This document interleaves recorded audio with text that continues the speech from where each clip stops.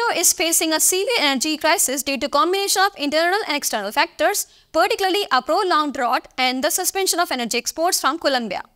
The country's energy minister, Inés Manzano, has warned of severe economic and social repercussions if the crisis is not swiftly addressed. Controlled power cuts, which were initially expected to last only a few days, have now expanded to affect all 12 provinces, with some areas experiencing up to 11 hours of daily blackouts.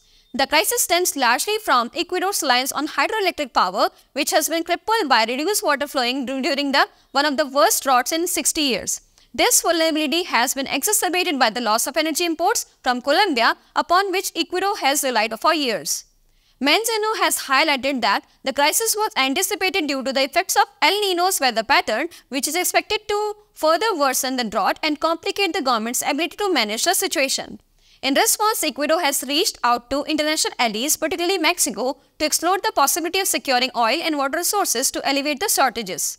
However, Mexico's recent policy shift to reduce crude oil exports in favor of refining more oil domestically complicates this strategy, making it harder for Ecuador to import the energy resources it desperately needs. The crisis is not only impacting daily life but also threatening Ecuador's economy. Businesses, schools, and public services have been disrupted by the widespread blackouts, and the government has warned that it may have to raise gas prices, eliminate fuel subsidies, and increase electricity rate measures that would exacerbate poverty in the country. Manzano has urged Ecuador's National Assembly to take action to prevent further harm to the economy.